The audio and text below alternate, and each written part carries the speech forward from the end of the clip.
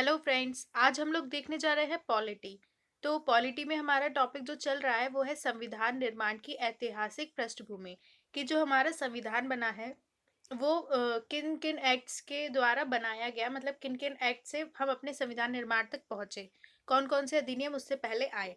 तो मैं आपको पढ़ा रही थी, जो मैंने आपको कुछ पढ़ा दिए थे, regulating act, Pitt's India act, इसके आगे के एक्ट्स हम आज देखेंगे। चलिए, तो इससे पहले हम देखते हैं हमारा factual question. India and Bangladesh के बीच जो मिलिट्री एक्सरसाइज होती है उसका नाम क्या है? उसका नाम है समप्रीति। ठीक है। प्रीति किसके साथ है? बांग्लादेश के साथ, मतलब ऐसे याद कर लीजिए, समप्रीति।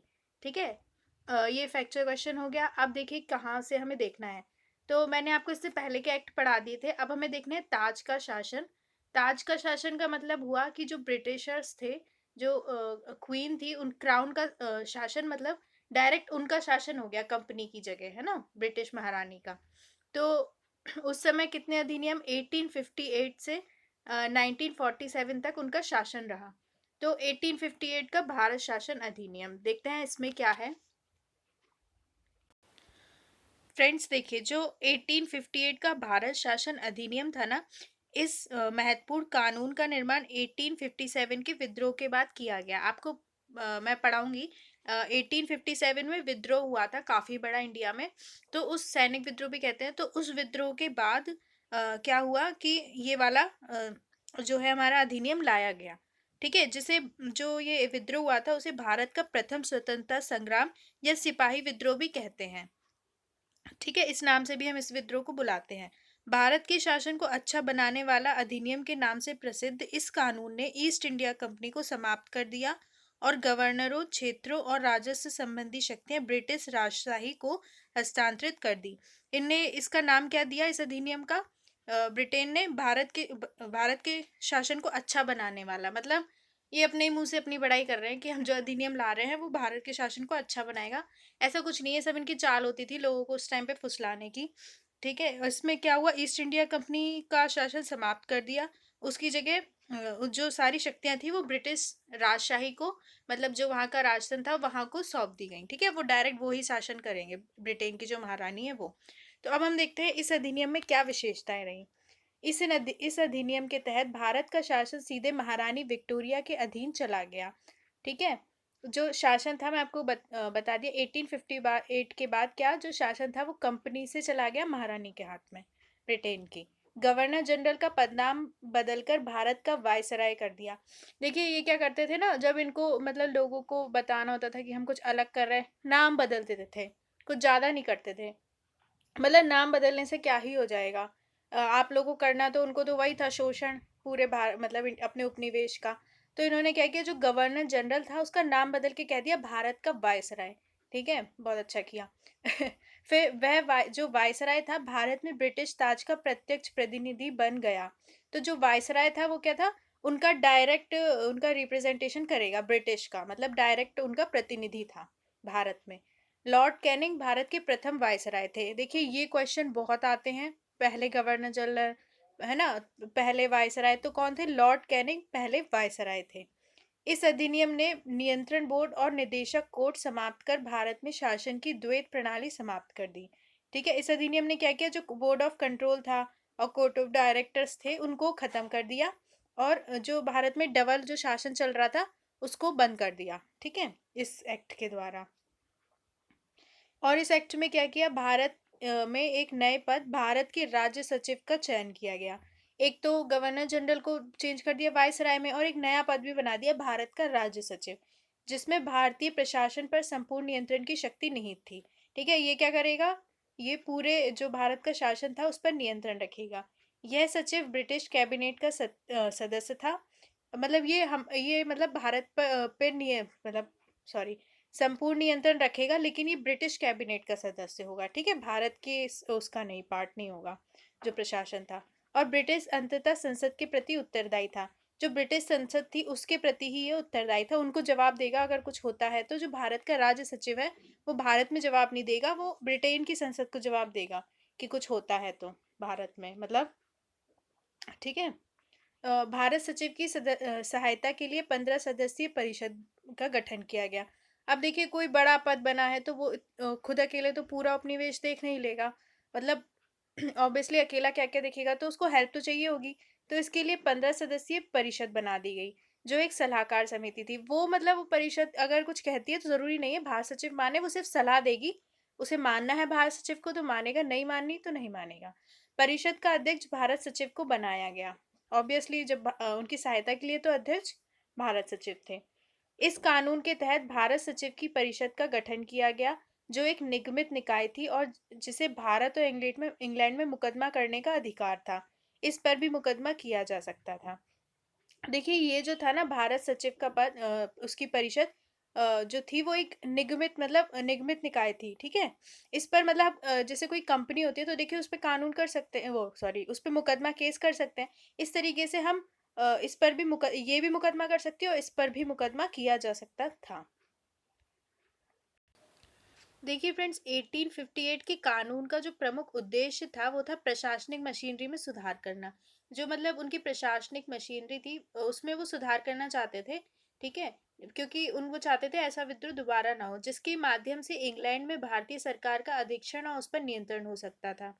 मतलब वो ऐसी मशीनरी बनाना चाहते थे कि हमारा उनका इंडिया पे नियंत्रण और ज्यादा बढ़ जाए। इसने भारत में प्रचलित शासन प्रणाली में कोई विशेष परिवर्तन नहीं किया। मतलब इनने लोगों को उल्लू बनाया कि अच्छा शासन करने वाला अधिनियम आ रहा है, ठीक है, खुश हो जाओ। लेकिन उनने क्या किया, उल्टा जो गवर्नमेंट थी उस पर नियंत्रण बढ़ा दिया। इनने कुछ अलग नहीं किया, ठीक है, कोई शासन प्रणाली में कोई बड़ा परिवर्तन नहीं किया। मैं आपको थोड़ा ऐसे ही समझाती हूँ ताकि मतलब मजाक में तो आपके दिमाग में और जल्दी बैठेगी ये चीजें। अब दूसरा देखते हैं 1861 के भारत परिषद अधिनियम की विशेषताएं क्या थी। देखिए 1857 की जो क्रांति हुई थी उसके बाद ब्रिटिश सरकार ने महसूस किया कि भारत में शासन चलाने के लिए भारतीयों का सहयोग लेना आवश्यक है। देखिए जब ये क्रांति हुई थी ना 1857 की, तो कई जो राजा थे उन्होंने मतलब उसका शासन उसका साथ दिया था ब्रिटिश सरकार का। तो उन्होंने कहा, और कई लोगों ने साथ दिया था, तभी हम नहीं जीत पाए थे उस टाइम पे। तो उन्होंने कहा कि हमें कुछ भारतीयों का साथ भी लेना चाहिए शासन में, जिससे क्या होगा कि लोगों को लगेगा कि हमारे प्रतिनिधि हैं, तो वो भी कम मतलब क्रांति वगैरह करेंगे। इस सहयोग नीति के तहत ब्रिटिश संसद ने 1861, 1892 और 1909 में तीन नए अधिनियम बनाए थे, ठीक है। 1861 का भारत परिषद अधिनियम भारतीय संवैधानिक और राजनीतिक इतिहास में एक महत्वपूर्ण अधिनियम था, ठीक है। अब देखते हैं हम इस अधिनियम की विशेषताएं क्या हैं। इस अधिनियम द्वारा कानून बनाने की प्रक्रिया में भारतीय प्रतिनिधियों को शामिल करने की शुरुआत हुई। 1861 से इन्होंने क्या कहा कि अब हमें ना कुछ लोगों को, भारतीय लोगों को भी शामिल कर लेना चाहिए कानून बनाने की प्रक्रिया में, ठीक है। इससे लोगों को लगेगा कि हाँ हमारे लोगों को भी शामिल कर रहे हैं। इस प्रकार वायसराय कुछ भारतीयों को विस्तारित परिषद में गैर सरकारी सदस्य के रूप में नामांकित कर सकता था। तो देखिए जो वायसराय था ना, अब देखिए यहाँ पे नामांकित मतलब जो सॉरी जो वायसराय था वो कुछ भारतीयों को परिषद में एज अ गैर सरकारी सदस्य, मतलब वो सरकारी सदस्य नहीं थे, गैर सरकारी सदस्य के रूप में नामांकित कर सकता था। देखिए वो चुन के तो नहीं आ रहा है ना, चुन के आएगा तो लोगों की चॉइस से आएगा, नामांकित तो वो किसी को भी कर सकते हैं जो अपने पक्ष में हो। तो क्या था कि वायसराय कुछ लोगों को नामांकित कर सकता है। 1862 में लॉर्ड कैनिंग ने तीन भारतीयों, बनारस के राजा, पटियाला के राजा और सर दिनकर राव को अपने विधान परिषद में मनोनीत किया। तो इन्हें तीन भारतीयों को अपनी विधान परिषद में ले लिया लॉर्ड कैनिंग ने। तो फ्रेंड्स इस अधिनियम में क्या हुआ, इस अधिनियम ने मद्रास और मुंबई प्रेसिडेंसियों को विधायी शक्तियां पुनः देकर विकेंद्रीकरण की प्रक्रिया शुरू की। पहले क्या था, केंद्रीकरण ने स्टार्ट करा था, मतलब एक ही व्यक्ति के हाथ में सारी पावर दे दी थी, गवर्नर जनरल को सारी पावर दे दी थी, ठीक है। अब इनने कहा कि नहीं, हमें थोड़ा सा अपनी शक्तियों का विकेंद्रीकरण करना चाहिए, जो मद्रास और मुंबई की प्रेसिडेंसी है उसको भी शक्तियां देनी चाहिए। तो इन यहाँ से विकेंद्रीकरण की प्रक्रिया शुरू हुई। ऐसे क्वेश्चन आते हैं, केंद्रीकरण विकेंद्रीकरण कहाँ से स्टार्ट हुआ, तो ये भी आपको ध्यान रखना चाहिए। इस प्रकार इस अधिनियम ने रेगुलेटिंग एक्ट 1773 द्वारा शुरू हुई केंद्रीकरण की प्रवृत्ति को उलट दिया। मतलब जो रेगुलेटिंग एक्ट था उससे केंद्रीकरण की प्रवृत्ति बढ़ रही थी, मतलब एक ही व्यक्ति के हाथ पे पावर। और 1833 के चार्टर अधिनियम के साथ ही अपने चरम पर पहुंच गया। मतलब ये जो केंद्रीकरण की प्रवृत्ति थी सबसे ज्यादा 1833 के चार्टर अधिनियम में हो गई थी सबसे ज्यादा। इस विधायी विकास की नीति के कारण 1937 तक प्रांतों को संपूर्ण आंतरिक स्वायत्तता हासिल हो गई थी, ठीक है। धीरे धीरे क्या हुआ, 1937 तक प्रांतों को उनकी आंतरिक स्वायत्तता मिल गई काम करने की। देखिए और क्या हुआ इस अधिनियम से, बंगाल, उत्तर पश्चिम सीमा प्रांत और पंजाब में क्रमशः 1862, 1866, 1897 में विधान परिषद बन गई। ठीक है, तो पहले कहाँ कहाँ बनी और किस किस सन में बनी, यह हम याद कर लेंगे। बंगाल में बनी, उत्तर पश्चिम सीमा प्रांत और पंजाब में बनी थी।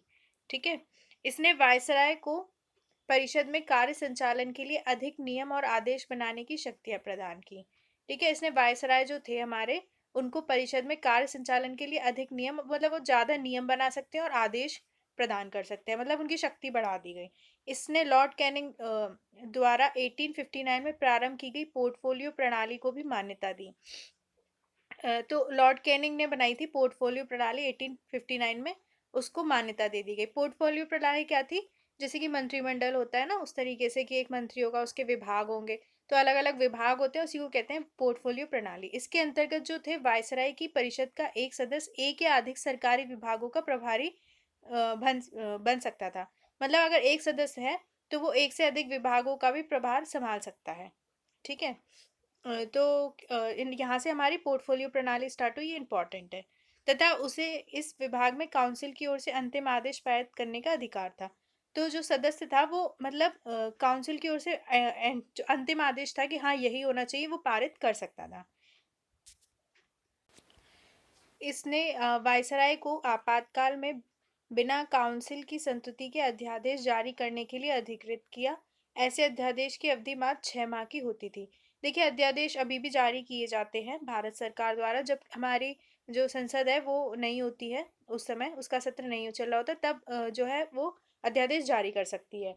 तो मतलब एक तरीके से कानून बना सकती है उस टाइम पे। तो उस समय जो वायसराय था, अगर आपातकाल लगाया तो वो खुद अध्यादेश जारी कर सकता था। ठीक है, मतलब खुद कोई कानून बना सकता था। एक मतलब समझने के लिए बता रही हूँ। तो उसमें काउंसिल जरूरी नहीं है कि उसकी भी उसकी वो मतलब उसकी भी परमिशन हो, ऐसा जरूरी नहीं है। तो ऐसे अध्यादेश 6 माह तक चल सकते थे। तो आई होप यहाँ पर हमारे दोनों खत्म हो गए एक्ट। आपको समझ मुझे लगता है आपको अच्छे से आ गए होंगे। अब हम नेक्स्ट वीडियो में नेक्स्ट वीडियो देखेंगे। Thank you.